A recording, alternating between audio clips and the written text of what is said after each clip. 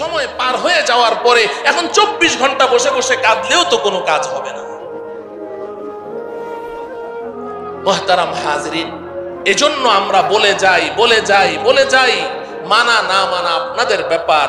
একটা তো আমি বলেছি যে এই ছাড়াছাড়ির শিকার যারা আমাদের ইমানদার মুসলমানদেরকে কোরআনের অর্থ বিকৃত করে, হাদিসের অর্থ বিকৃত করে, কোরআন এবং হাদিসের অপব্যাখ্যা করে করে উম্মতকে পথভ্রষ্ট করছে, একটা দলের নাম তো আমি শুরুতে বলেছি, আহলে হাদিস। এর নাম কি? আহলে হাদিস। কথায় কথায় কোরআনের আয়াত পেশ করে, কথায় কথায় সহিহ হাদিস পেশ করে। তো আমরা মনে করি যে আল্লাহ, এই হুজুর 1 ঘন্টা বয়ান করলো, একটা আয়াত তেলাওয়াত করলো, একটা হাদিস পড়লো 1 ঘন্টায়, আর ওই হুজুর তো 10 মিনিটে 5টা হাদিস বলে ফেললো, 10 মিনিটে 5টা আয়াত বলে ফেললো। উনি কথায় কথায় আয়াত বলছে, কথায় কথায় হাদিস বলছে, ওনারটাই না ঠিক। এই হুজুর তো এত হাদিস বললো না। ও আমার প্রিয় ভাইয়েরা, আমি এজন্য বলেছি যে আমাদের কাছে তো কোরআন ও হাদিসের কোষ্টি পাথর নেই, যেই কোষ্টি পাথরে ঘষা দিলে খাঁটি সোনা আর ভেজাল সোনায় পার্থক্য করা যায়। এই কারণে আমরা বুঝি না, হক বাতিল বুঝি না। আমাকে সিদ্ধান্ত নিতে হবে আমি কার কথা শুনবো, কার পেছনে চলবো। মুহতারাম হাজরিন, আমি আমার মূল আলোচ্য বিষয়ে ফিরে আসছি। আহলে হাদিস, আহলে কোরআন, এই দুইটা সম্প্রদায় সম্পর্কে আমাকে বলার হুকুম দেওয়া হয়েছে। কারণ হলো বর্তমান সময়ে আমাদের সরল প্রাণ ইমানদার মুসলমানদের ঈমান হরণ, তাদের আহলুস সুন্নাহ ওয়াল জামাতের এই পবিত্র জামাত থেকে তাদেরকে বের করে কোনো গুমরাহির দিকে তাদেরকে ধাবিত করার পেছনে বর্তমান যেই অপ্রকাশ্য এবং ছদ্মবেশী ঈমানি দুশমনেরা মুসলমানদের ভিতরে ঢুকে কাজ করছে, তার মধ্যে এখন খুব সরব হচ্ছে এই দুইটা দল। একটা তো আহলে হাদিস, আমরা এটা চিনি, পুরাতন, এটা তো পুরাতন বউ। এখন এই পুরাতন বউ নতুন শাড়ি পরে আমাদের সামনে এসেছে, এর নাম হলো আহলে কোরআন। বউ ওইটাই পুরাতন, কিন্তু শাড়িটা চেঞ্জ করেছে, যার কারণে আমরা ধোঁকা খেয়ে যাচ্ছি। তবে উলামায়ে কেরাম ধোঁকা খায় না, উলামায়ে কেরাম ধোঁকা খায় না। আল্লাহ রাব্বুল আলামিন কোরআনে হাকিমে এই উম্মতের শ্রেষ্ঠত্বের এই বৈশিষ্ট্যটি সূরাতুল বাকারায় এভাবে বলেছেন, ওয়াকাযালিকা জাআলনাকুম উম্মাতান ওয়াসাতা। এই উম্মতে মুহাম্মাদি, আমি আল্লাহ তোমাদেরকে উম্মতে ওয়াসাত করে তৈরি করেছি, মধ্যম পন্থা অবলম্বনকারী ভারসাম্যপূর্ণ উম্মত বানিয়েছি। আমি বলেছিলাম, যখনই মধ্যম পন্থা, মাঝখান, এই মাঝখান শব্দটি যখন আসে, মধ্যখান শব্দটি যখন আসে, তো বোঝা যায় যে তার দুই ধারে কিছু আছে। দুই ধারে কিছু না থাকলে মধ্যখান হয় না। যদি আমি একটি আঙ্গুল দেখিয়ে বলি যে মাঝখানে কোনটি আছে, আপনি বলবেন হয়নি। দুইটি আঙ্গুল তুলে যদি বলি মাঝখানে কোনটি আছে, আপনি বলবেন হয়নি। তিনটি আঙ্গুল তুলে যদি বলি এবার মাঝখানে কোনটি আছে, তো বলবেন যে হ্যাঁ, এবার মাঝখানে এটা আছে। মধ্যখান বললেই বোঝা যায় আশেপাশে কিছু থাকতে হবে, না হলে মধ্যখান হবে কি করে?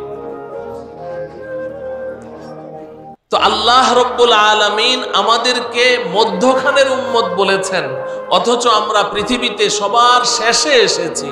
আমাদের পরে তো আর কিছু নেই, আগে আছে পরে নেই, তাহলে মধ্যখান হলো কি করে? অথচ আল্লাহ বলছেন আমরা মধ্যখানের উম্মত। তো এই প্রশ্নের জবাব মুফতি আজম পাকিস্তান শাইখুত তাফসীর হযরত মুফতি শফি রাহমাতুল্লাহ আলাইহি তাফসীরে মারিফুল কোরআনে এভাবে দিয়েছেন যে পূর্বে বনি ইসরাইল, তাদের মধ্যে দুইটা দোষ ছিল। বনি ইসরাইলের একদল, তারা আল্লাহ পাকের বিভিন্ন আহকাম নিয়ে, বিধান নিয়ে, শরীয়তের আহকাম নিয়ে একদল ছিল বাড়াবাড়ির শিকার, আর একদল ছিল বলেন ছাড়াছাড়ির শিকার। জিজ্ঞাসা করলাম এই জন্যে যে ওখানকার ওয়াজ ইয়াদ আছে কিনা একটু দেখার জন্য। একদল ছিল বাড়াবাড়ির শিকার, আরেক দল ছিল ছাড়াছাড়ির শিকার। তো আমি পেছনে আপনাদেরকে একটু স্মরণ করিয়ে দিলাম। তো ওখানে আমি ওয়াদা করেছিলাম যে ছাড়াছাড়ির শিকার যেই দলটি, ওই দলটি সম্পর্কে আজকে আলোচনা করব। বাড়াবাড়ির শিকার সম্পর্কে ওই দিন সংক্ষেপে কিছুটা আলোচনা হয়েছে। ছাড়াছাড়ির শিকার মানে যারা চরম পর্যায়ের শিথিলতা, গাফলতি, অবজ্ঞা, অবহেলা করে আল্লাহ পাকের বিধান নিয়ে, তারা ছাড়াছাড়ির শিকার। আর এই ছাড়াছাড়ির শিকার একটি দলের কথা আমি ওই দিন আপনাদেরকে বলেছিলাম, যেই দলটি নিজেদেরকে আহলে হাদিস বলে পরিচয় দিয়ে থাকে। এরা হচ্ছে ছাড়াছাড়ির শিকার। আর আমি এদের নাম দিয়েছি অলরাইট গ্রুপ, অর্থাৎ সব ঠিক আছে, সব ঠিক আছে, এটা না করলেও চলে, ওটা না করলেও চলে, ওটা না করলেও চলে, শুধু চলে আর চলে। এজন্য এদের নাম হচ্ছে অলরাইট গ্রুপ। এরা চরম ছাড়াছাড়ির শিকার। কিন্তু আল্লাহ রব্বুল আলামিন এই উম্মতের বৈশিষ্ট্য বর্ণনা করতে গিয়ে বলেছেন, এই আখিরি পয়গম্বরের উম্মতেরা, তোমাদের মধ্যে কোনো প্রকার বাড়াবাড়িও থাকতে পারবে না, কোনো প্রকার ছাড়াছাড়িও থাকতে পারবে না। বাড়াবাড়ি এবং ছাড়াছাড়িকে বর্জন করে ভারসাম্যপূর্ণ মধ্যম পন্থা অবলম্বনকারী উম্মত হিসেবে যতদিন পর্যন্ত তুমি থাকবে, ততদিন তোমার নাম শ্রেষ্ঠ উম্মতের খাতায় থাকবে। আর যদি তুমি ডানে বামে সরে গেছো, তুমি বাড়াবাড়ির শিকার হয়ে গেছো, কিংবা ছাড়াছাড়ির শিকার হয়ে গেছো, বাড়াবাড়ির দলে চলে গেছো, ছাড়াছাড়ির দলে চলে গেছো, তাহলে খায়রে উম্মত, এই শ্রেষ্ঠত্ব, এই লকব, এই উপাধি, এটা তোমার কাছ থেকে ছিনিয়ে নেওয়া হবে। তুমি আর শ্রেষ্ঠ উম্মত থাকবে না। কারণ বনি ইসরাইল এই দুই দোষে দুষ্ট ছিল। মুহতারাম হাজিরিন, এই আলোচনাগুলো আমাদের কেন করতে হয়? এই আলোচনাগুলো করতে হয় নিজেদের ঈমানকে হেফাজত করার জন্য, অন্যের সমালোচনার জন্য নয়। মুহাদ্দিসিনে কেরাম রিজাল শাস্ত্রের কিতাবে অসংখ্য অগণিত হাদিস বর্ণনাকারীদের প্রচুর সমালোচনা করেছেন। কোন হাদিস বর্ণনাকারীকে বলেছেন কাযযাব, মিথ্যাবাদী। কোন হাদিস বর্ণনাকারীকে বলেছেন শিয়া। কোন হাদিস বর্ণনাকারীকে বলেছেন বেদাতি। কেন বলেছেন? যাতে করে ওই মিথ্যাবাদীর বর্ণিত কোন হাদিসকে আমরা হাদিস মনে না করি, নবীজির নামে কোনো মিথ্যা কথা বলে যেন উম্মতকে বিভ্রান্ত করতে না পারে। তো ঠিক তদ্রূপ বর্তমান এই ফিতনা ফাসাদের জামানায় চারিদিক থেকে ফেরাকে বাতিলাগুলো, বাতিল মতবাদগুলো যেভাবে আমাদেরকে অক্টোপাসের মতো টানছে, আমাদের মধ্যে বিশেষ করে আমার জেনারেল শিক্ষিত দিনদার সাথী ও বন্ধুগণ,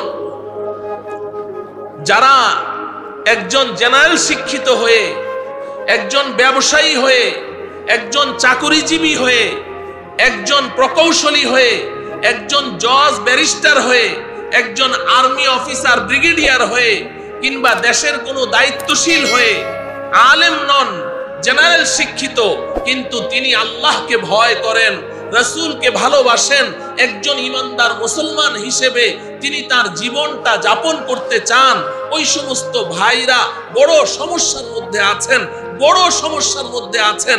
কারণ এই সমস্ত বাতিল মতবাদগুলো তারা তাদেরকে চারদিক থেকে টানছে।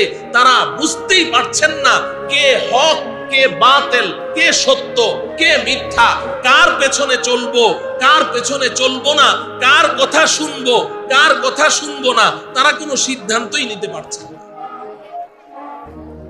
এই কারণে মাহফিল কর্তৃপক্ষ আমাকে হুকুম করেছেন এই বিষয়ে কিছু কথা বলার জন্যে। আমার বারবার শুধু একটা কথা বলতে মনে চায় যে বিগত 16 বছরের ফেরাউনি সরকার, এই ফেরাউনি সরকারের আমলে আমাদের বিশেষ করে ইমানদার মুসলমানদের, আরো বিশেষ করে আলেম উলামা তলাবাদের 3 জিনিস অনিরাপদ ছিল। জানের নিরাপত্তা ছিল না, মালের নিরাপত্তা ছিল না, মান সম্মান ইজ্জত এবং আবরুর নিরাপত্তা ছিল না। কখন কাকে ধরে লাঞ্ছিত করছে, কখন কাকে ধরে বেইজ্জত করছে, কখন কার সম্পদ ছিনিয়ে নিচ্ছে, কখন কার জান হরণ করছে, কোনো নিশ্চয়তা ছিল না। তো জান মাল ইজ্জত আবরুর হেফাজত এটা আমাদের জন্য বড় কষ্টকর ছিল। 3 জিনিস অনিরাপদ ছিল। কিন্তু আমার প্রিয় ভাইয়েরা, এই ফ্যাসিস্ট সরকারকে যখন আমাদের বাংলাদেশের আমাদের সন্তানেরা তাকে বাংলাদেশ থেকে বিতাড়িত করেছে, এখন দেখতে পাচ্ছি যে জান মাল ইজ্জত আবরু কিছুটা নিরাপদ মনে হচ্ছে বটে, কিন্তু ওই ফ্যাসিস্ট সরকারের আমলে কতগুলো ঈমানি দুশমন ছিল। এই ঈমানি দুশমনগুলো যেহেতু মুনাফিক, আর মুনাফিক তো ছদ্মরূপী ইসলামের দুশমন, বলেন ঠিক কিনা? মুনাফিক এরা তো ছদ্মবেশী, মুখোশধারী, এরাও তো আমাদের মতো লেবাস পোশাকধারী, আমাদের মতো টুপি দাড়িওয়ালা, আমাদের মতো পাগড়িওয়ালা, আমাদের মতো তসবিওয়ালা, আমাদের মতো জুব্বাওয়ালা। তো এদেরকেও তো ওই ফ্যাসিস্ট সরকার মনে করত এরাও বুঝি ইসলামের পক্ষের কোন শক্তি। আসলে তো ছিল এরা মুনাফিক। তো এই মুনাফিক গুলাও চুপচাপ ছিল, আত্মগোপন করেছিল, চাপা ছিল। যখন এই ফ্যাসিস্ট সরকার চলে গেছে, এখন এই মুনাফিক গুলোও মাথা চাড়া দিয়ে এখন আমাদের ঈমানটা অনিরাপদ হতে চলছে। এখন আমাদের ঈমান অনিরাপদ। এরা সুন্দর সুন্দর বলি আউড়িয়ে এখন মানুষকে বেঈমান বানাতে চলছে, মানুষকে পথ ভ্রষ্ট করতে চলছে। মুহতারাম হাজিরিন, অতএব আমাদেরকে আমাদের ঈমানি দুশমন চিনতে হবে। ঈমানি দুশমন 2 প্রকার। এক তো হলো প্রকাশ্য দুশমন, আরেক হলো অপ্রকাশ্য দুশমন। প্রকাশ্য দুশমন ইবলিস শয়তান এবং তার দোসর ইহুদি খ্রিস্টান, যারা অমুসলিম, ইসলামের বিরুদ্ধাচরণ করছে, নাস্তিক মুরতাদ, যারা সরাসরি ইসলামের বিরুদ্ধাচরণ করছে, এরা তো প্রকাশ্য দুশমন। আপনার দুশমন যদি দুশমনের লেবাস পরে, দুশমনের পোশাক পরে, দুশমনের রূপ ধারণ করে আপনার সামনে আসে, আপনি সহজে তার থেকে আত্মরক্ষা করতে পারবেন, কারণ আপনি তো তাকে চিনেন, সে আপনার দুশমন। কিন্তু আপনার দুশমন যদি দোস্তের লেবাস পরে আসে, আপনার দুশমন যদি বন্ধুত্বের মুখোশ পরে আপনার সামনে আসে, বন্ধুত্বের রূপ ধরে আসে, বাস্তবে সে দুশমন কিন্তু সে রূপ ধরেছে দোস্তের, তাহলে তার কাছ থেকে আত্মরক্ষা করা সহজ হবে না কঠিন হবে? কথা বলেন। আপনি ইসলামের ইতিহাস পড়ে দেখেন, আপনি ইসলামের ইতিহাস পড়েন, 1450 বছরের ইতিহাস আপনি মন্থন করলে দেখবেন সরাসরি কাফের মুশরিক বেঈমানেরা ইসলামের এত ক্ষতি করতে পারেনি যতটা ক্ষতি করেছে এই ইসলামের মুখোশধারী মুনাফিকেরা। মুনাফিকের দ্বারা ইসলাম যতটা আক্রান্ত হয়েছে, যতটা ক্ষতিগ্রস্ত হয়েছে, প্রকাশ্য দুশমনদের দ্বারা এতটা ক্ষতিগ্রস্ত হয় নাই। এজন্য মুহতারাম হাজিরিন, আমাদেরকে এই অপ্রকাশ্য মুখোশধারী ঈমানি দুশমনদেরকে চিনতে হবে। তবে আমি একটা কথা বলি, আমার জেনারেল শিক্ষিত ভাইদেরকে লক্ষ্য করে, আমার দ্বীনদার সাথীদেরকে লক্ষ্য করে আমি আপনাদের একজন শুভাকাঙ্ক্ষী ভাই হিসেবে একটা কথা বলি। সবার চোখে সব জিনিস ধরা পড়ে না, সবার চোখে সব জিনিস ধরা পড়ে। ধরুন আপনার পেটে প্রচন্ড পীড়া, অনেক ব্যথা, কোনো মেডিসিনে ব্যথা সারছে না, ডাক্তার বলল আল্ট্রাসোনোগ্রাফি করে আসে। তো আল্ট্রাসোনোগ্রাফি করলেন, আল্ট্রাসোনোগ্রাফি করার পরে আল্ট্রাসোনোগ্রাফির যে ছবিটা, ওটা আপনি খুব ভালো করে দেখছেন। আপনার ভাই কলেজের প্রফেসর, অনেক বড় শিক্ষিত, খুব ভালো করে দেখছে। আপনার আরেক ভাই ব্রিগেডিয়ার, খুব ভালো করে দেখছে। আরেক ভাই দেশের সেরা একজন ইঞ্জিনিয়ার, আল্ট্রাসোনোগ্রাফির ছবিটা নেড়ে চেড়ে দেখে। তাদের চোখে তো কোনো সমস্যা ধরা পড়ে না, কই কিছু তো দেখি না, কোনো কিছু ধরা পড়ে না। কিন্তু এই ছবিটা একজন এমবিবিএস ডাক্তারের সামনে নিয়ে যান, উনি দেখার সাথে সাথে বলে ইন্না লিল্লাহি ওয়া ইন্না ইলাইহি রাজিউন। এতক্ষণ এতগুলো মানুষ দেখলাম, কিছুই বুঝলাম না যে এখানে কি আছে। তো আমরা যেই চোখ দিয়ে দেখলাম, ওই ডাক্তারও তো ওই চোখ দিয়েই দেখেছে। আমরা যেমন চর্মচক্ষু দিয়ে দেখেছি, সেও তো চর্মচক্ষু দিয়েই দেখেছে।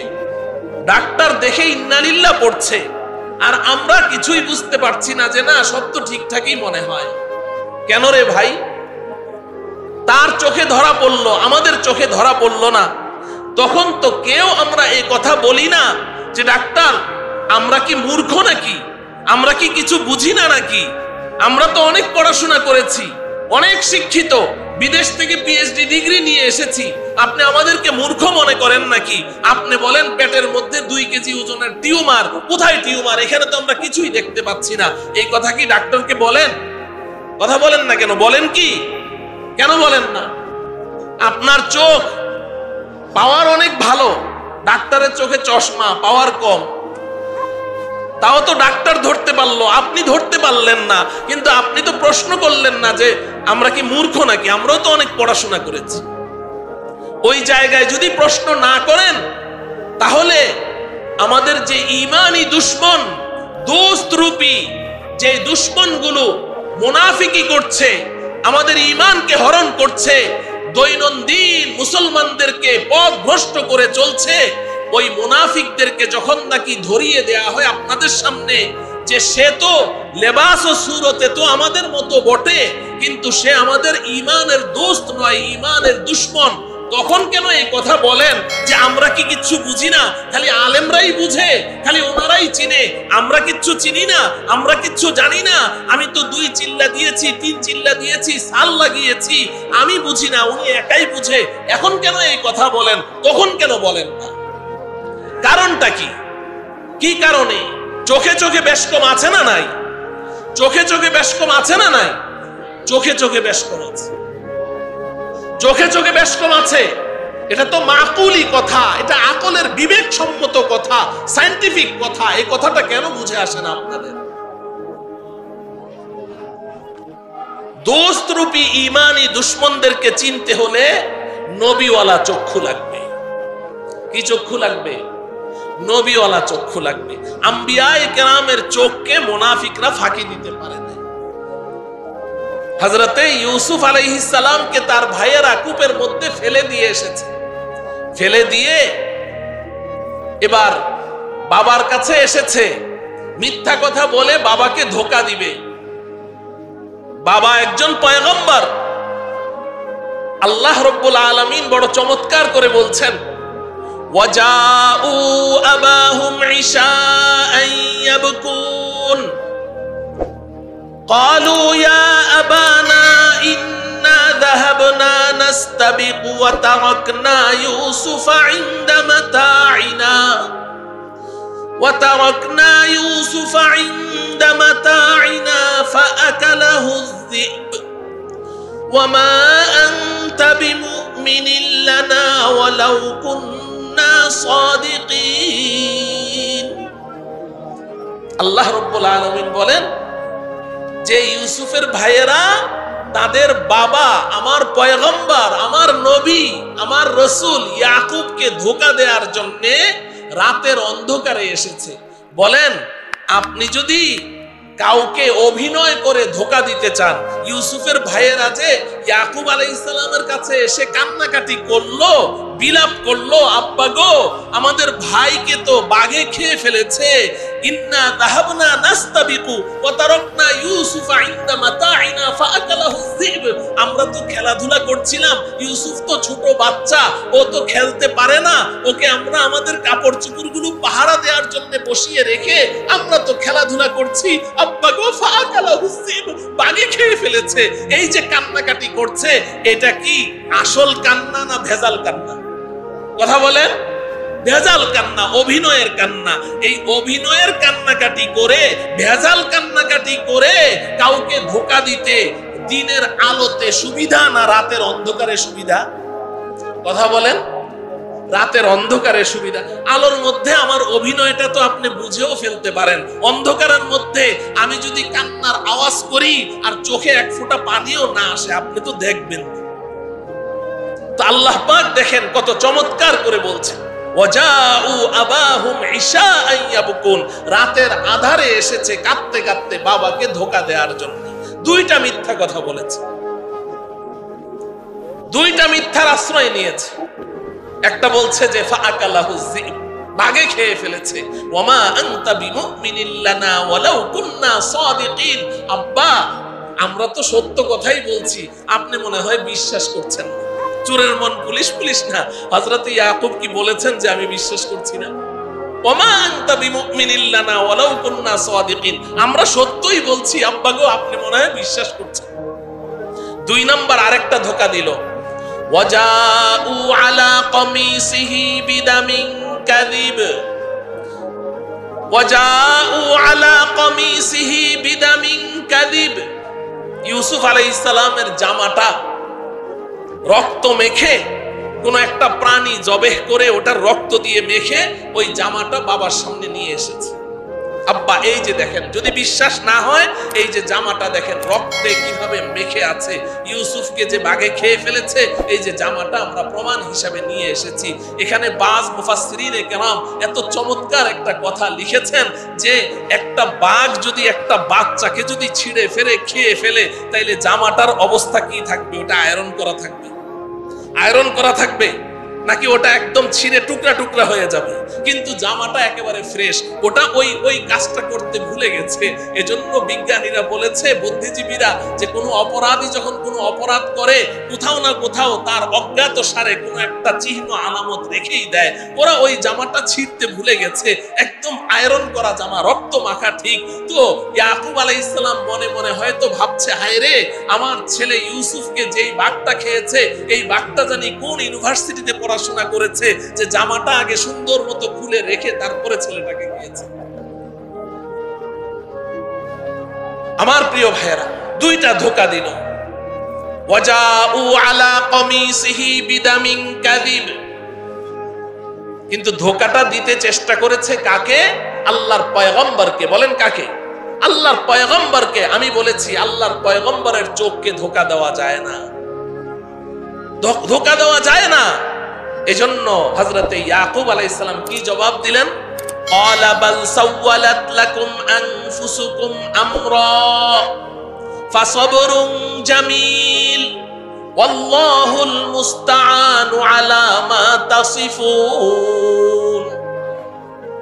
হযরতে ইয়াকুব আলাইহিস সালাম বলছেন, এই আমার সন্তানেরা, তোমরা যত কিছুই প্রমাণ আদি আমার সামনে পেশ করো, যতই কান্নাকাটি করো, যতই ইউসুফের জামা আমার সামনে তোমরা পেশ করছো, কিন্তু আমার দিল বলছে আমার ইউসুফকে বাঘে খায়নি, আমার ইউসুফ ঠিকই আছে।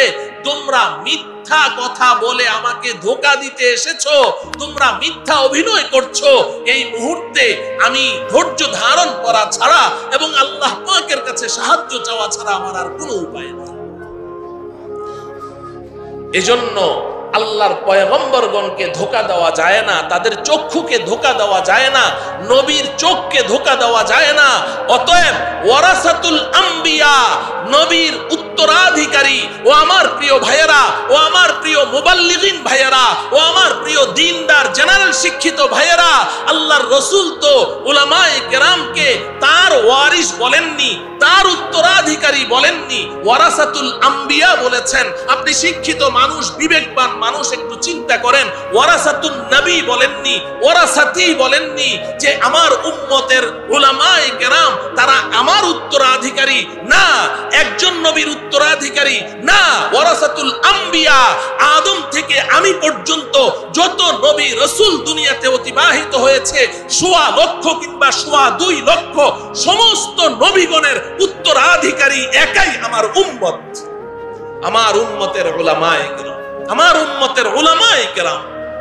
অতএব আম্বিয়ায়ে কেরামের চোখকে যেভাবে মুনাফিকরা ফাঁকি দিতে পারে নাই, আম্বিয়ায়ে কেরামের ওয়ারিস উত্তরাধিকারী হক্কানি রব্বানি উলামায়ে কেরামের চোখকেও মুনাফিকরা ফাঁকি দিতে পারবে না, পারেনি, ভবিষ্যতেও পারবে না। এজন্য একজন কবি বলেছেন, বাহার রঙ্গে কে খাহি জাম আমি পোষ, বাহার রঙ্গে কে খাহি জাম আমি পোষ, মানন্দাজে কদর রামি শিনাসম, মানন্দাজে কদর রামি শিনাসম।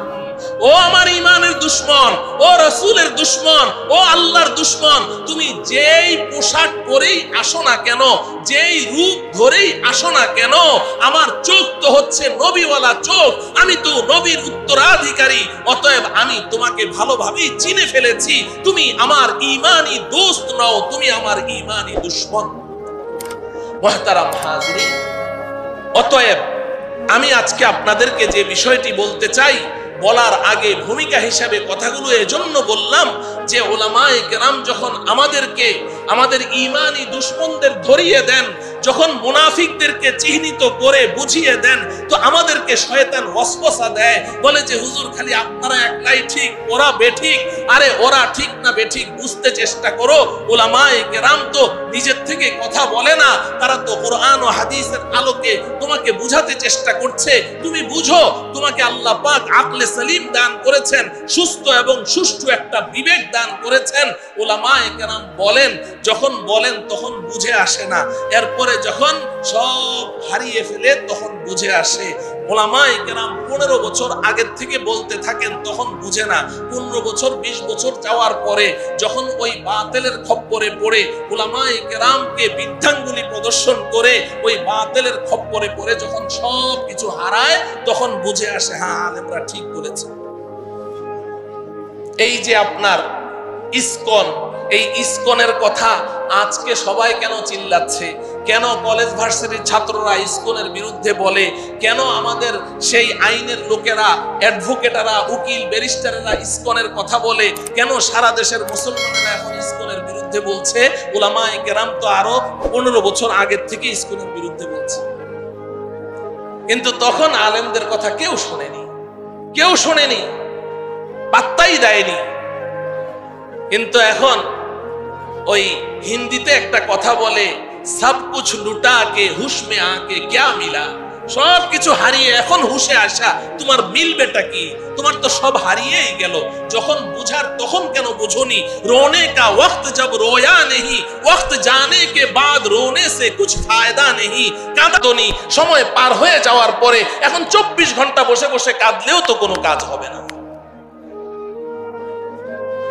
মুহতারাম হাজরিন, এজন্য আমরা বলে যাই, মানা না মানা আপনাদের ব্যাপার।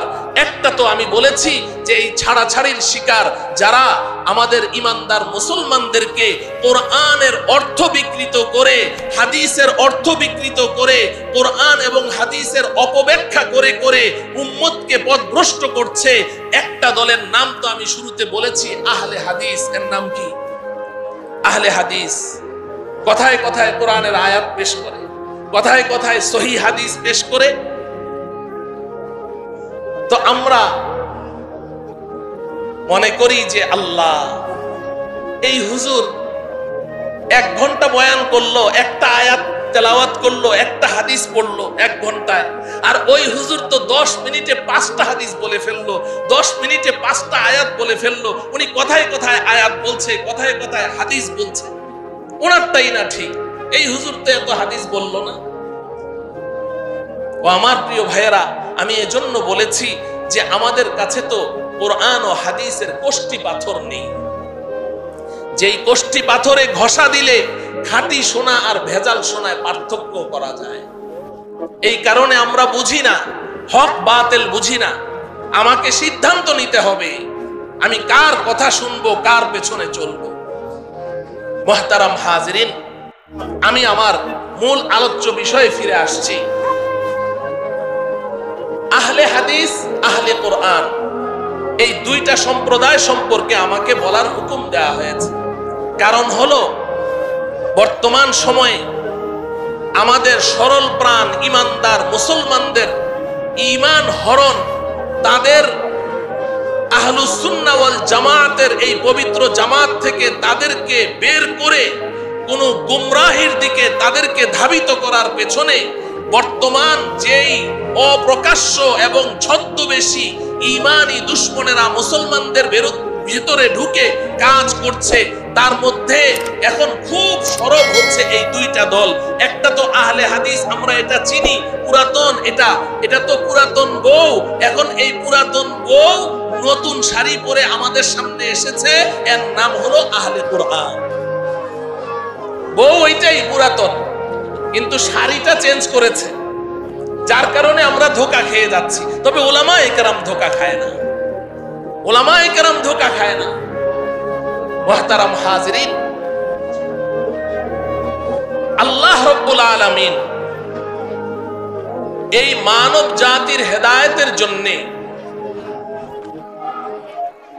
মানব জাতিকে সিরাতে মুস্তাকিমের উপরে দৃঢ়তার সাথে অটল অনড় অবিচল রাখার জন্য আল্লাহ রাব্বুল আলামিন পৃথিবীর শুরু থেকে এই পর্যন্ত মানব জাতিকে 2টি বস্তু দান করেছেন মাশআলে রাহ হিসেবে। আপনারা অধিকাংশ উলামা, তলাবা এবং দিনদার সাথী আপনারা এগুলো জানেন। 1 নাম্বার দিয়েছেন কিতাবুল্লাহ। 1 নাম্বার কি দিয়েছেন? আমার সাথে বলেন, কি দিয়েছেন? কিতাবুল্লাহ। আরেকটা দিয়েছেন রিজালুল্লাহ। আমি এই মাঠে ইত্তেফাকুল মাদারিসের এই মাহফিলে আমি বিগত যে বয়ান করেছিলাম ওটার মধ্যে আমি এই 2টা শব্দ আপনাদেরকে মুখস্থ করিয়েছিলাম। একটা হলো কিতাবুল্লাহ, আরেকটা রিজালুল্লাহ। একটা কিতাবুল্লাহ, আরেকটা কি? রিজালুল্লাহ। কিতাবুল্লাহ অর্থ আসমানি কিতাব। আমাদের কাছে যে কিতাবুল্লাহ আছে এটার নাম কি? আল কোরআনুল কারীম। এই আসমানি কিতাবের নাম কি? আল কোরআনুল কারীম।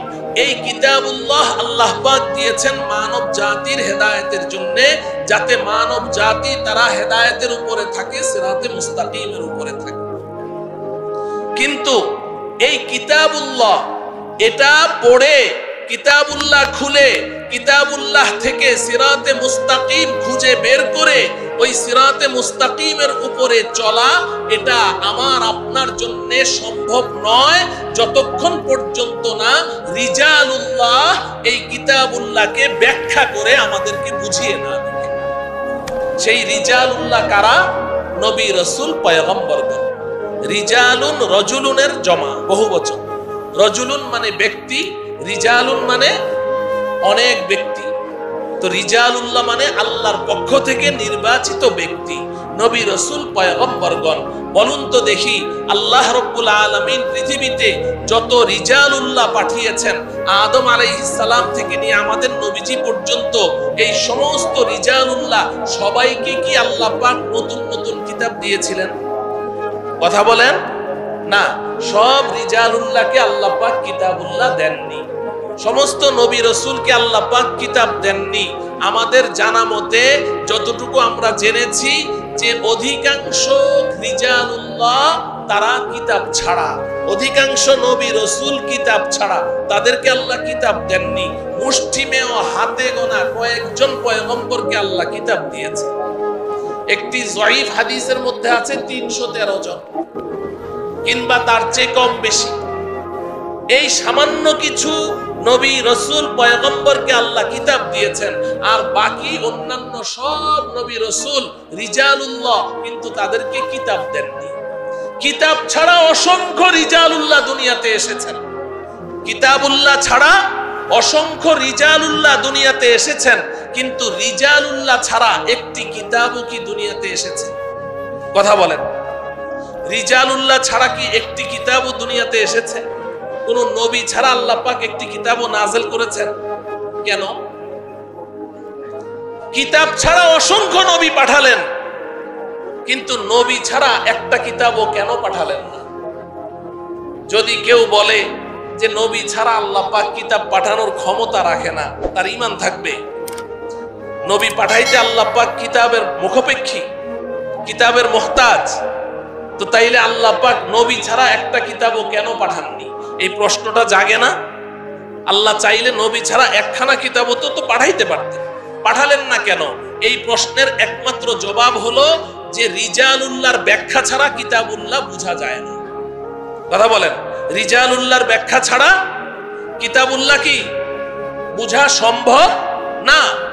যদি আল্লাহ শুধু কিতাব পাঠান, সাথে যদি নবী না পাঠান, তাহলে এটা পাঠানো আর না পাঠানো বরাবর। কারণ এই কিতাব থেকে উম্মত কি হতে পারবে না, উপকৃত হতে পারবে না, যতক্ষণ পর্যন্ত রিজালুল্লাহ আল্লাহর পক্ষ থেকে নির্বাচিত পয়গম্বর, আল্লাহর পক্ষ থেকে নির্বাচিত রিজাল যতক্ষণ এই কিতাবকে ব্যাখ্যা করে খুলে খুলে আমাদেরকে বুঝিয়ে না দিবেন, ততক্ষণ পর্যন্ত এই কিতাবুল্লাহ থেকে আমরা উপকৃত হতে পারবো না। এজন্যে আল্লাহ রাব্বুল আলামিন কিতাব ছাড়া অসংখ্য নবী তো পাঠিয়েছেন, কিন্তু নবী ছাড়া একখানা কিতাবও দুনিয়াতে পাঠান। মুহতারাম হাজরিন, এই কথাটাই আল্লাহ রাব্বুল আলামিন কোরআনে কারীমের মধ্যে আমাদের নবীজিকেও বলেছেন, ওয়া আনজালনা ইলাইকা যিকরা লিতুবাইয়িনা লিন-নাস মা নুজিলা ইলাইহিম, যে আমি আপনার কাছে কিতাবটা পাঠিয়েছি এজন্য যে আপনি এই কিতাবটা ব্যাখ্যা করে করে উম্মতকে বুঝিয়ে দিবেন, ব্যাখ্যা করে করে উম্মতকে বুঝিয়ে দিবেন। আচ্ছা বলুন তো দেখি, এখন আপনি যদি একটা আয়াত তেলাওয়াত করেন, তেলাওয়াত করে এখন এটার ব্যাখ্যা করছেন, তো ব্যাখ্যা করতে গিয়ে শুধু কি ওই আয়াতটাই বারবার পড়তে থাকবেন, নাকি অতিরিক্ত কিছু কথা বলা লাগবে? যদি আমি একটা আয়াত, আপনি বললেন যে হুজুর এই আয়াতটার তাফসীর করেন, ব্যাখ্যা করেন, তো আমি এই আয়াতটা বারবার পড়ছি, 100 বার পড়লাম এই মজলিসের মধ্যে বসে, তাহলে কি আয়াতের কোনো ব্যাখ্যা হবে? ব্যাখ্যাটা হবে কখন? যখন আমি এই আয়াতের বাইরে আমার নিজের ভাষায় আমি আপনাকে বুঝাবো, তখনই তো কি হবে, ঠিক কিনা বলেন? তো নবী আল্লাহর পয়গম্বর যখন কোরআনের আয়াত তেলাওয়াত করলেন, তেলাওয়াত করে যখন নাকি এই আয়াতের ব্যাখ্যা করে আমাদেরকে বুঝালেন, এই আয়াতের ব্যাখ্যা করতে গিয়ে নবী যেই কথাগুলো বলেছেন, এই কথাগুলোকে আমরা বলি হাদিস। এই কথাগুলোকে কি বলি? হাদিস বলি। ভালো করে বুঝেন বিষয়টা, আপনাদের বুঝতে হবে, আপনারা দ্বীনের দাঈ, দ্বীনের মুবাল্লিগ, আপনাদের অন্যদেরকে বুঝাতে হবে। অতএব নিজেই যদি না বুঝেন অন্যদেরকে কেমনে বুঝাবেন? তো আমাদের নবীজি যখন এই কিতাব আমাদের নবীজির উপরে নাযিল করা হয়েছে, তো নবীজিকে দায়িত্ব দেওয়া হয়েছে যাতে করে নবীজি এই কোরআনের প্রত্যেকটা আয়াত উম্মতকে খুলে খুলে বুঝান। এখন এই উম্মতকে বুঝাতে গিয়ে নবীজি যে কথাগুলো বলেছেন, এই কথাগুলোও নবীজি নিজের থেকে বলেননি, এই ব্যাখ্যাটাও নবীজি নিজের থেকে করেননি। এই কোরআনের আয়াত যেমন আল্লাহ নাযিল করেছেন, এই কোরআনের ব্যাখ্যায় নবীজি যত কথা বলেছেন, এগুলোও নবীজির অন্তরে আল্লাহর পক্ষ থেকেই ঢেলে দেওয়া হয়েছে। বলবেন প্রমাণ কি? প্রমাণ কি? সূরাতুল কিয়ামা, সূরাতুল কিয়ামা, লা উকসিমু বিয়াউমিল কিয়ামা, এই সূরার মধ্যে আল্লাহ রাব্বুল আলামিন বলেন, লা তুহাররিক বিহি লিসানাকা লিতাজালা বিহি ইন্না আলাইনা জামআহু ওয়া কুরআনাহু ফাইযা ক্বরানাহু ফাত্তাবি' কুরআনাহু সুম্মা ইন্না আলাইনা বায়ানা। আছে না নাই? এই আয়াতগুলো নবীজির উপরে নাযিল হয়েছে। হযরতে আব্দুল্লাহ ইবনে আব্বাস রাদিয়াল্লাহু তাআলা আনহু বলেন যে নবীজি সাল্লাল্লাহু আলাইহি ওয়াসাল্লামের উপর যখন জিবরিল আলাইহিস সালাম কোরআনের আয়াত নিয়ে আসতো তো নবীজির খুব কষ্ট হতো, অনেক কষ্ট করে জিবরিল আমিনের কাছ থেকে এই কোরআনের আয়াতটা, সূরা এগুলো নবীজি ধারণ করতেন। কেন কষ্ট হতো?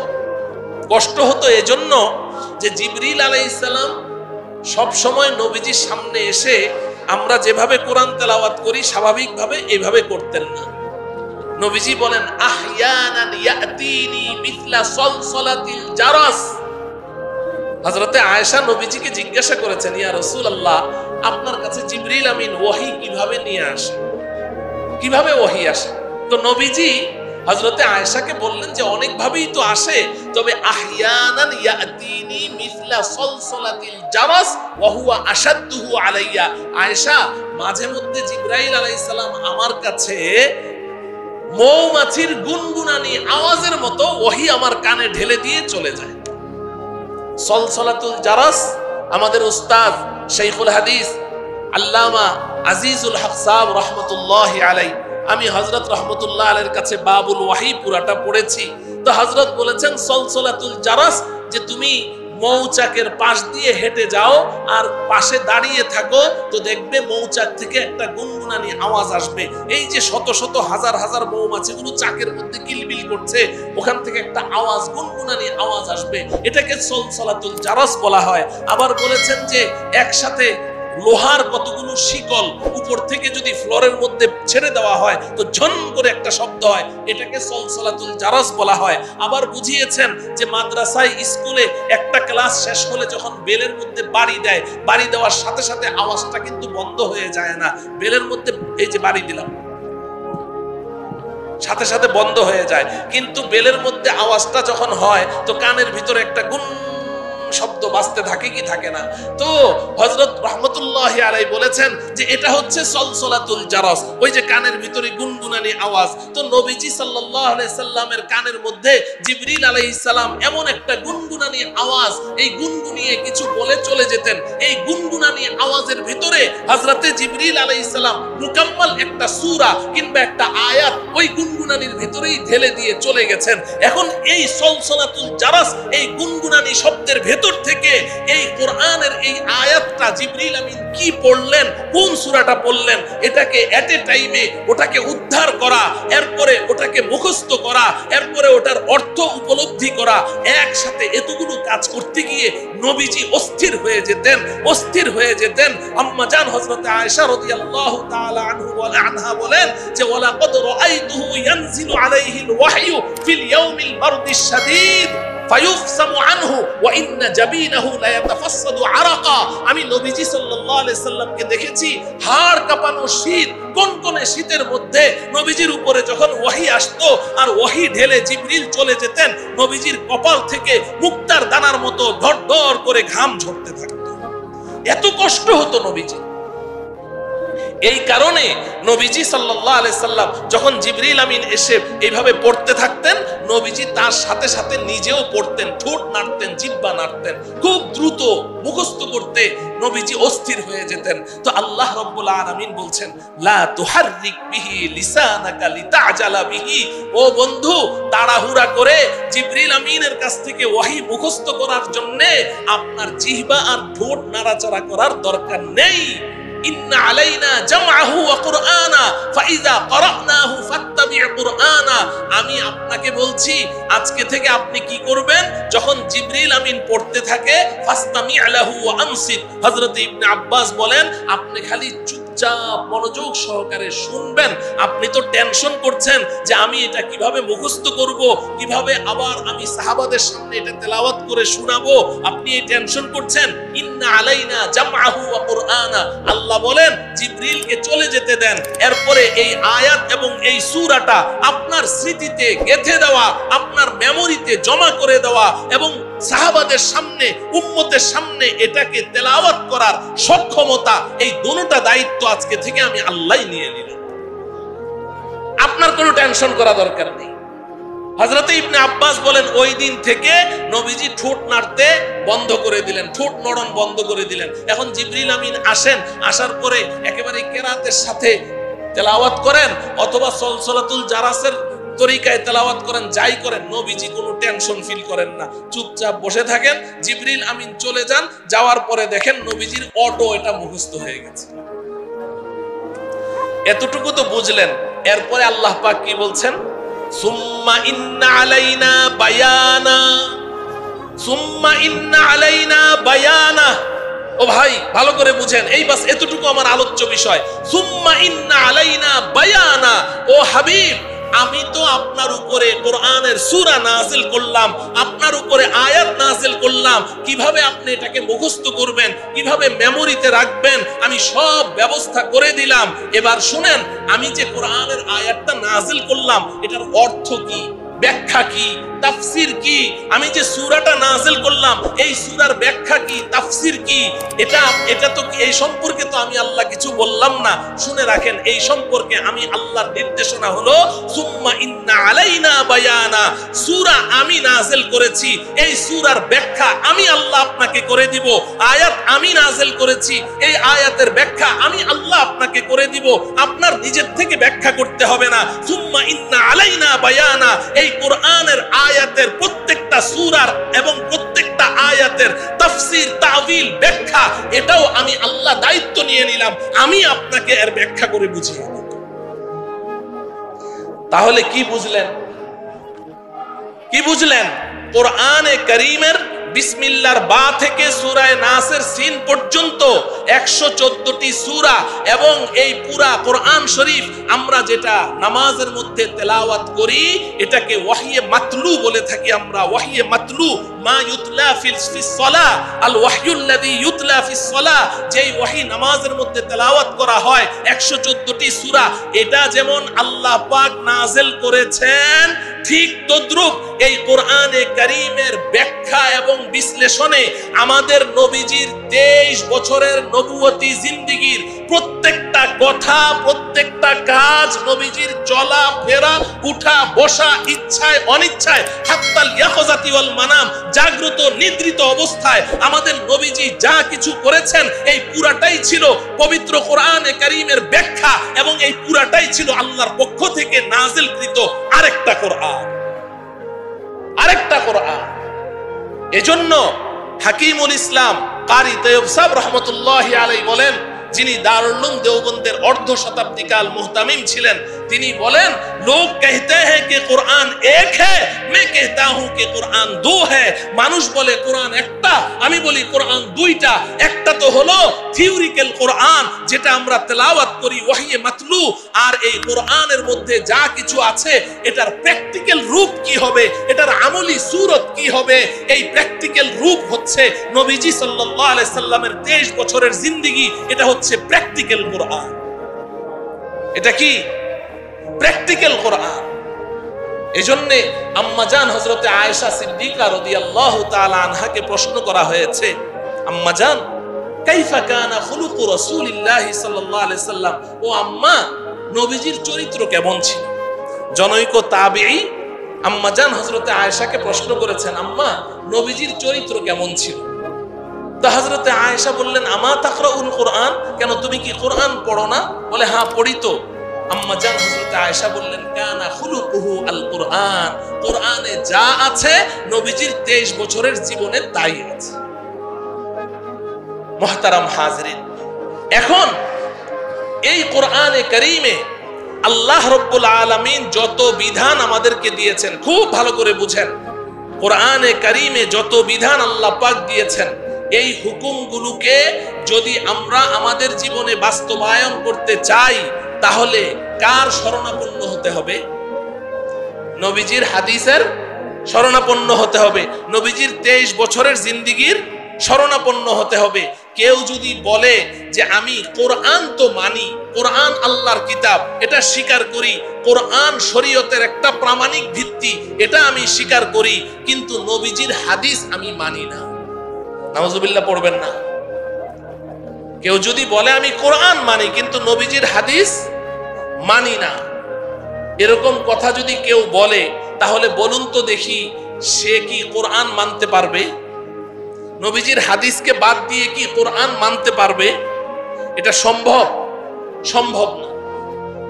কারণ হলো কোরআনে কারীমের মধ্যে এমন অনেক শব্দ এমন আছে যেই শব্দের 5টা 7টা 10টা অর্থ আছে। একটা শব্দের অনেক আবিধানিক অর্থ হতে পারে না? একটা শব্দের অনেক অর্থ হতে পারে কি পারে না? আমি এটার উদাহরণ দিয়ে থাকি যে কেউ যদি কোনো ছাত্র এসে আমাকে বলে যে উস্তাদজি আমি কি এই কাজটা করব, আমি বললাম কর।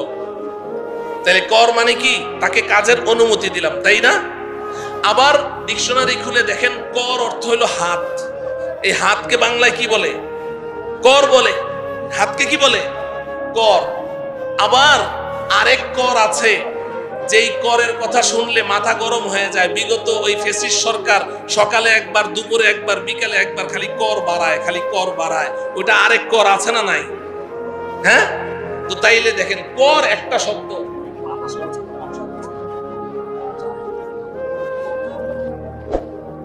তাইলে করের কতগুলো অর্থ হইল? তাহলে এমন এক শব্দের অনেক অর্থ হতে পারে কি পারে না? আচ্ছা, এখন আপনি যদি বলেন যে না আমি কোরআন মানি হাদিস মানি না, কোরআন মানি হাদিস মানি না, এমন একটা বাতিল ফেরকা বাংলাদেশে আছে না নাই? এরা নিজেদের নাম কি দিয়েছে? আহলে কোরআন। কি নাম দিয়েছে? আহলে কোরআন। আচ্ছা, আপনি বলেন আপনি হাদিস মানেন না, কোরআন মানেন। আমাদের বাংলাদেশে শেরে বাংলার নাম কি বলেন তো? শেরে বাংলার নাম শুনেছেন কি? একেএম ফজলুল হক। আরেকজন শেরে বাংলা ছিল, ও মুদ্দাইয়ে শেরে বাংলা, ও নিজেকে নিজে শেরে বাংলা বলতো। চিটাগাং বাড়ি। ওর নাম ছিল আজিজুল হক।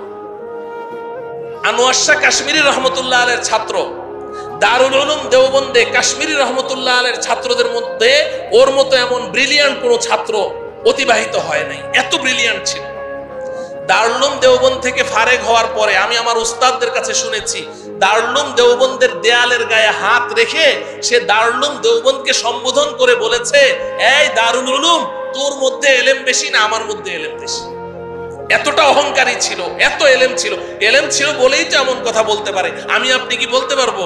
জামিয়া রহমানিয়ার দেয়ালের গায়ে হাত দিয়ে কোনো ছাত্র বলতে পারবে যে তোর মধ্যে এলেম বেশি না আমার মধ্যে এলেম বেশি? এই পরিমাণ এলেম ছিল তার মধ্যে। বাংলাদেশে আসার পরে চিটাগাং বাড়ি তো মাইজ ভান্ডারদের কাছে বিক্রি হয়ে গেছে। কার কাছে? মাইজ ভান্ডারের কাছে বিক্রি হয়ে গেছে। এখন সে নামাজ পড়ে না। কি করে না? নামাজ পড়ে না। তার মুরিদানরা অনেকে নামাজ পড়ে, কিন্তু সে নামাজ পড়ে না। তো মুরিদানরা নামাজ পড়ে এসে তাকে বলছে যে হযরত আপনি তো সালাত আদায় করলেন না, আমরা তো সালাত আদায় করলাম, আপনি তো সালাত আদায় করলেন না, ভালো করে বুঝেন। তো ও চেয়ারে বসা ছিল। তো চেয়ারে যেই অবস্থায় মুরিদানরা তাকে রেখে গেছে, নামাজ পড়ে এসে দেখে সে ওই অবস্থায় বসে আছে। তো মুরিদানরা বলছে হযরত আপনি তো সালাত আদায় করলেন না। তো সে ধমক দিয়ে বলে, আই তোরা সালাতের কয়টা অর্থ জানিস? সালাতের কয়টা অর্থ জানিস? সালাত অর্থ যেমন নাকি নামাজ পড়া, ঠিক সালাতের আরেকটা অর্থ আছে, ওই অর্থ অনুযায়ী আমি সালাত আদায় করেছি। তো মুরিদানরা জিজ্ঞাসা করে সালাতের আরেকটা অর্থ কি? বলে যে ডিকশনারি খুলে দেখ, সালাতের আরেকটা অর্থ হলো তাহরিকুস সালাওয়াইন, পাছা দুলানো। এই যে আমি সালাত আদায় করলাম, নাউজুবিল্লাহ পড়বেন না, সে পাছা দুলায় আর বলে কি সালাত আদায় করেছে। তাহরিকুস সালাওয়াইন বর্তমান পরিভাষায় ব্রেক ড্যান্স বলে, ব্রেক ড্যান্স। এটাকেও আরবিতে সালাত বলা হয়। আচ্ছা, এখন আপনি ডিকশনারি খুললে দেখবেন হ্যাঁ সালাতের অর্থ তাহরিকুস সালাওয়াইন আছে। তো এখন তাকে আপনি কি জবাব দিবেন? সে তো সালাত আদায় করেছে, তাহরিকুস সালাওয়াইন আদায় করেছে। আপনি এখন তাকে কি জবাব দিবেন? একমাত্র জবাব আপনাকে এটাই দিতে হবে রে আল্লাহর দুশমন, এই সালাত তো আল্লাহ আমাকে কোরআনে আদায় করতে বলেছেন, আকিমুস সালাহ বলেছেন, কিন্তু এই সালাতের প্র্যাকটিক্যাল রূপ কি হবে, এটার প্র্যাকটিক্যাল আমলি সূরত কি হবে, এটার জন্য আল্লাহ পাক তার পয়গম্বরকে পাঠিয়েছেন। পয়গম্বর এই সালাত আদায় করে সাহাবায়ে কেরামকে দেখিয়েছেন, সোয়া লক্ষ সাহাবায়ে কেরাম, লক্ষ লক্ষ তাবিঈনদেরকে দেখিয়েছেন। এইভাবে অবিচ্ছিন্ন ধারায় লক্ষ লক্ষ পূর্ববর্তী প্রজন্মের কাছ থেকে পরবর্তী প্রজন্ম এই সালাতের যেই রূপ দেখেছে, তুর সালাতের সাথে রাসূলের সালাতের সাথে কোনো মিল নেই। অতএব এটা আল্লাহর নির্দেশিত সালাত নয়, এটা ইবলিস শয়তানের সালাত। এই কথা বলা ছাড়া আর কোনো দলিল আপনার আছে? আপনি তো ভাষা দিয়ে তার সাথে লড়াই করতে পারবেন না। আপনার হাতে শুধু আছে রাসূলের হাদিস, যে নবীজি যে সালাত আদায় করেছে ওই সালাতের সাথে তোমার এই সালাতের মিল নেই। যদি আপনি হাদিসকে অস্বীকার করেন, তাহলে এই কোরআনের যার যেমন খুশি তেমন ব্যাখ্যা করতে থাকবে, এই কোরআনকে নিয়ে ছিনিমিনি খেলতে থাকবে। মুহতারাম হাজিরিন, এই পশ্চিমারা তারা যখন দেখলো যে এই ইসলামের রূপকে বিকৃত করতে হলে হাদিসকে সরাইতে হবে, এই হাদিসকে সরানোর জন্যই তারা একটা ষড়যন্ত্র, আহলুল কোরআন নামে এই ষড়যন্ত্রে লিপ্ত হয়েছে, যে যখনই তাদের এই সমস্ত অপসংস্কৃতি এবং সভ্যতার নামে অসভ্যতার সাথে কোরআনের কোনো আয়াত কিংবা কোনো হাদিসের কন্ট্রাডিকশন হয়েছে, তো তারা ওই হাদিসটাকে অস্বীকার করে দিয়েছে। এইভাবে চলতে চলতে এক পর্যায়ে একটা তানজিম হয়ে গেল, একটা সংগঠন হয়ে গেল আহলে কোরআন। তারা এখন বলতে লাগলো যে না, কোরআন থাকতে আমাদের হাদিসের প্রয়োজনটা কি? মুহতারাম ভাইও, তাদের সম্পর্কে নবীজি সাল্লাল্লাহু আলাইহি ওয়াসাল্লাম ভবিষ্যৎবাণী করে গেছেন। আমাদের কথা আপনি না শুনলেন, আমাদের কথা আপনি না মানলেন, নবীজি তাদের সম্পর্কে ভবিষ্যৎবাণী করে গেছেন। নবীজি বলেন, আলা ইন্নী উতীতুল কুরআনা ওয়া মিসলাহু মাআহু, এই দুনিয়ার মানুষ শুনো, আমাকে আল্লাহ পাক যেমন কোরআন দিয়েছেন, ঠিক এই কোরআনের অনুরূপ আল্লাহ পাক আমাকে আরেকটা বস্তু দান করেছেন। কোরআন যেমন দিয়েছেন, কোরআনের অনুরূপ আরেকটা বস্তু দান করেছেন। সেটি কি? আমার হাদিস। সেটি কি? নবীজির হাদিস, নবীজির সুন্নাহ। আলা ইউশিকু রাজুলুন শাবআনু আলা আরিকাতিহি, এ আমার সাহাবারা শুনো, আমি দুনিয়া থেকে চলে যাওয়ার পরে কিছু মানুষ আসবে, তারা অহংকারী হবে এবং তাদের পালঙ্কের মধ্যে, খাটের মধ্যে, আসনের মধ্যে অর্ধশায়িত অবস্থায় অহংকারী রূপ নিয়ে সে বলতে থাকবে, ইয়াকুলু হাসবুনা কিতাবুল্লাহ, হাসবুনা কিতাবুল্লাহ, আরে আমাদের তো কোরআনই যথেষ্ট, মা ওয়াজাদনা ফীহি হালালান ফাআহলালনাহু ওয়া মা ওয়াজাদনা ফীহি হারামান ফাহাররামনাহু, যে আমরা এই কোরআনের মধ্যে যা হালাল আছে এটাকে হালাল জানি, যা হারাম আছে ওটাকে হারাম জানি, আমরা এর বাইরে আর কোনো কিছু জানি না, কোরআনই আমাদের জন্য যথেষ্ট। নবীজি সাল্লাল্লাহু আলাইহি ওয়াসাল্লাম বলেন, আলা লা ইয়াহিল্লু লাকুম লাহমুল হিমারিল আহলি ওয়ালা কুল্লু যিনাবিন মিনাস সাবুই, এই আমার উম্মত শুনো, কোরআন যেমন কোনো বস্তুকে হারাম করে, আমি রাসূলও কোনো বস্তুকে হারাম করতে পারি। কোরআন যেমন কোনো বিধানকে হালাল করে, আমি রাসূলও কোনো বিধানকে হালাল করতে পারি। নবীজি এর প্রমাণ স্বরূপ পেশ করেছেন, এই যে আজকে থেকে আমি বললাম যে গৃহপালিত গাধার গোশত হারাম, গৃহপালিত গাধার গোশত, লা ইয়াহিল্লু লাকুমুল হিমারুল আহলি, গৃহপালিত গাধার গোশতকে আমি রাসূল হারাম ঘোষণা করলাম।